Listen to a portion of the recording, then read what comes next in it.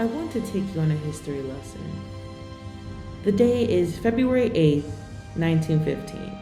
The Birth of a Nation, directed by D.W. Griffith, hits the theaters. The film takes place during the Reconstruction era, musing on the impacts of the Civil War from the perspective of two families, the Stillmans of the North and the Camerons of the South, each on separate ends of the bloodshed. This silent film not only became the first biggest blockbuster in Hollywood, but the first open-featured film to be a serious medium of entertainment. And with its advanced cinematography, it was the longest and most profitable film in its time. Arguably, I would defend saying that this is one of the best and most influential films in American cinema. If I were a white male supremacist. If anything, The Birth of a Nation is racism in a nutshell. The glorification of the Ku Klux Klan as the heroic leaders, black characters being portrayed through blackface, and not to mention its original title name was supposed to be The Klansman. Checks off all the boxes when describing racism.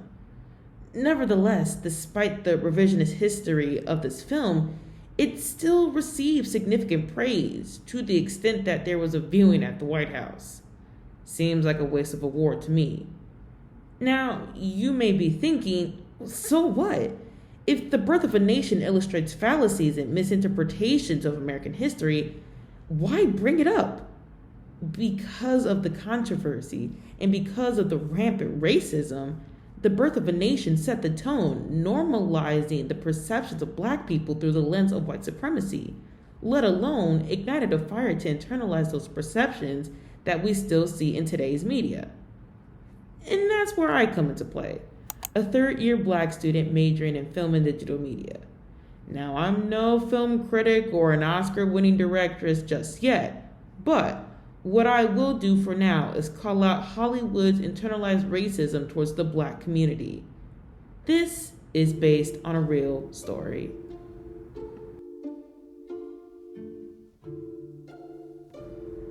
Before we take a deep dive into this parasite, let me preface that in order to better understand the context, it must be broken down into the 3 R's: racism, representation, and recognition. Each element plays a significant role coinciding with one another on how the industry has created setbacks for the black community to receive opportunities, let alone breaking the glass ceiling in order to get to the opportunities. After recovering from a 4-year division, the Deep South were still able to manage to restrict freed enslaved black people from their rights as Americans, hence establishing the Jim Crow laws. And since the entertainment industry arose during those times, white bias wasted no time to create their narrative when viewing the marginalized community, the main approach being stereotypes.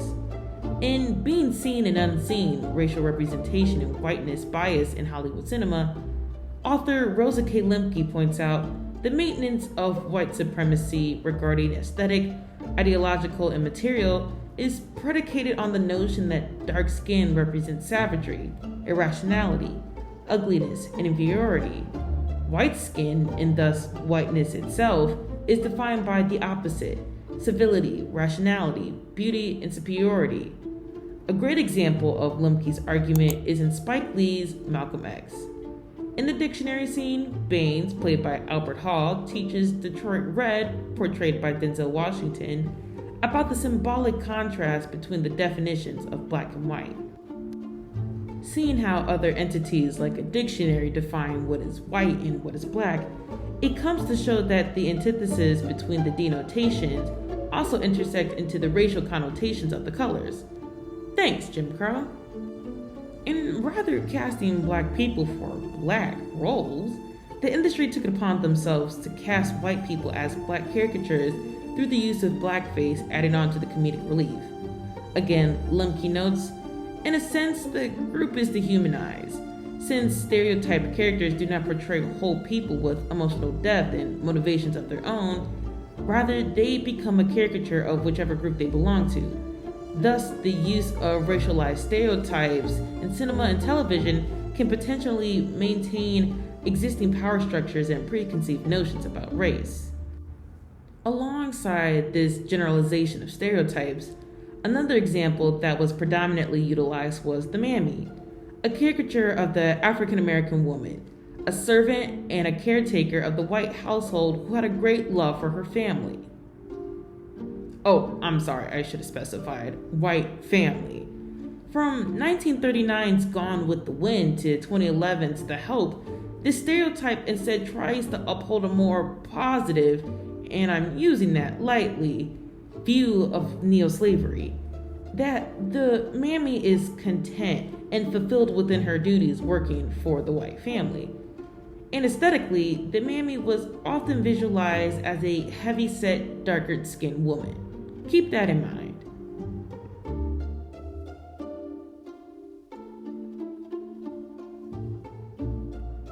Now, over time, the black community was finally able to be seen on the big screens. Black roles were played by black people. However, casting was and is selective. In order for a black person to earn a lead role, they had to have a certain look. They had to be white passing. Now, one might argue that this tactic was beneficial for black people to manipulate the system and be taken seriously in order to receive better opportunities in the industry. But not all black people are racially ambiguous and fit in the Eurocentric beauty standard, especially for actresses. Backtracking to the mammy caricature, they were portrayed by Academy Award winners Hattie McDaniel in Gone with the Wind and Viola Davis and Octavia Spencer in The Help, all three being darker-skinned women. Now, comparing apples to oranges, colorism plays a huge part determining what role a black actress would have. An actress with a lighter complexion would likely receive lead roles, while actresses with darker complexions would receive small roles. Hell, probably not even get a call back. Even today, name me a black actress that isn't Zendaya, Halle Berry, Zoe Kravitz, Amanda Stenberg, Thandie Newton, Rashida Jones, Yara Shahidi, Tessa Thompson, Tracy Ellis Ross. I think you get my point. Any black female role we see in primetime media is played by almost the exact same actress because they're able to abide by the American beauty standards.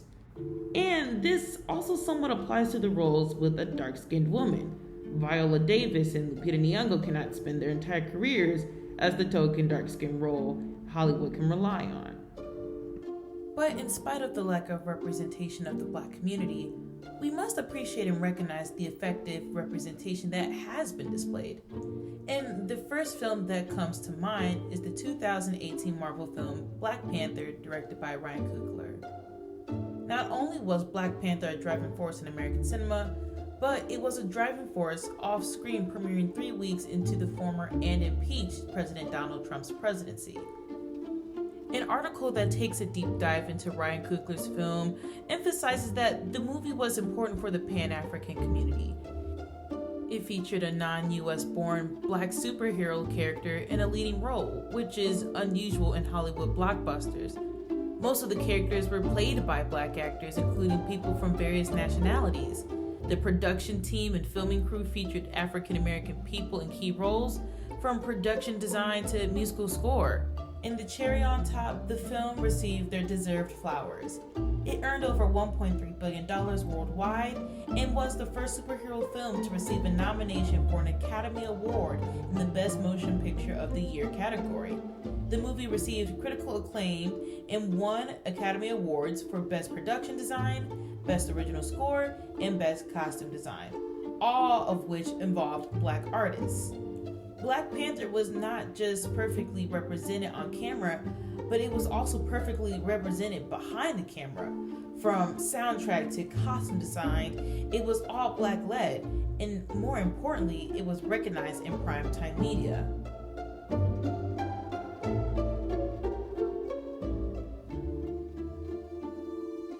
Reflecting back to the success of Black Panther, there comes to a conclusion that the more recognition, the more opportunities. However, Hollywood has to give credit where credit is due for other black mediums like Black Panther to be acknowledged. And what better way to do so than hosting ceremony awards? Well, that's the problem. the solution to recognize black art barely gets nominated to be accoladed. The Oscars, for example, has had a repeated history of criticism for not paying homage to any BIPOC films. It is so racist that the Academy has to add a diversity initiative to have fair qualifications. How inclusive. This matter became more prevalent back in January of 2015.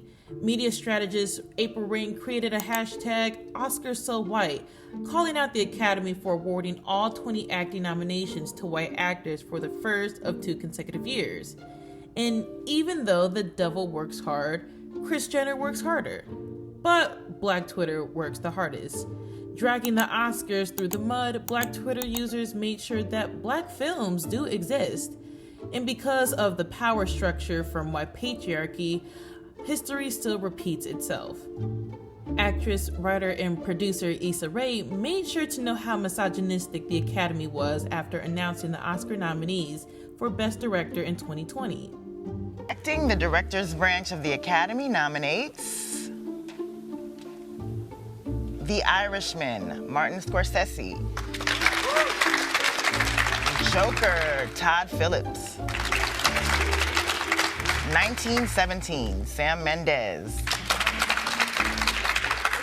Once Upon a Time in Hollywood, Quentin Tarantino. And Parasite, Bong Joon-ho. Nice. I did it. Thank you so much. Congratulations to those men.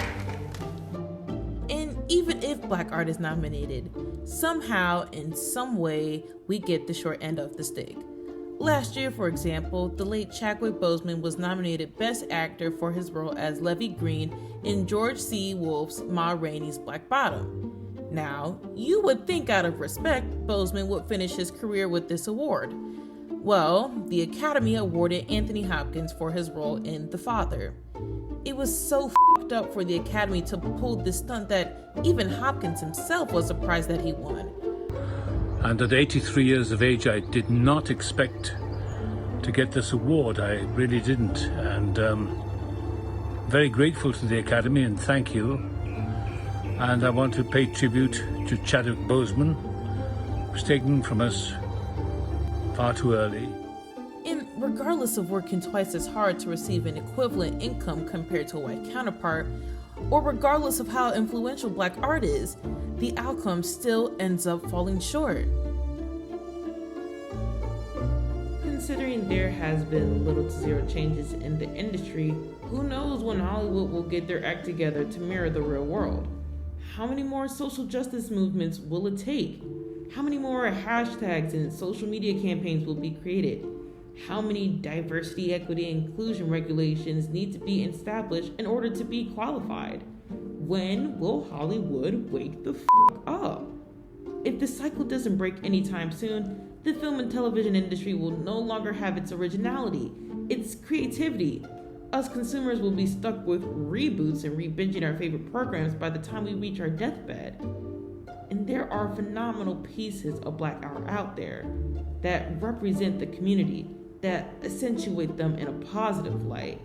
And without them, we lose this window of opportunity to open our minds to different perspectives, ideologies, and more importantly, lose the opportunity to break free from the pattern of internalized racism.